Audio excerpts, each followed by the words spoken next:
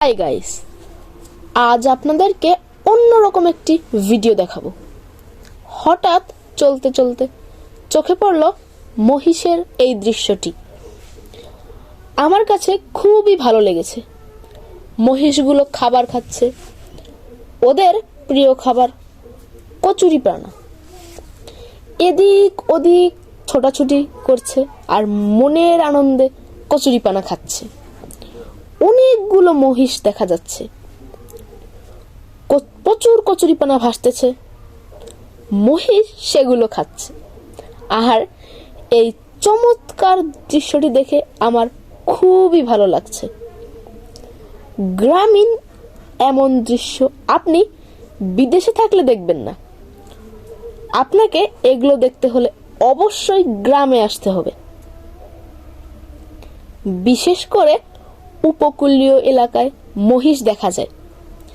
আপনারা টিভি চ্যানেলে এসব মহিষ দেখতে পাবেন, কিন্তু আজ আমি আপনাদেরকে মহিষ দেখাচ্ছি। মহিষের গায়ের রং ধূসর কালো, লম্বা শিং। এরা কিন্তু শক্তিশালী সাঁতারু। মহিষ থেকে প্রচুর দুধ পাওয়া যায়।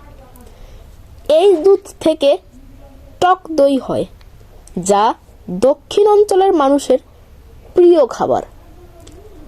গবেষণায় দেখা গিয়েছে মহিষের দুধে রয়েছে উচ্চমাত্রার প্রোটিন।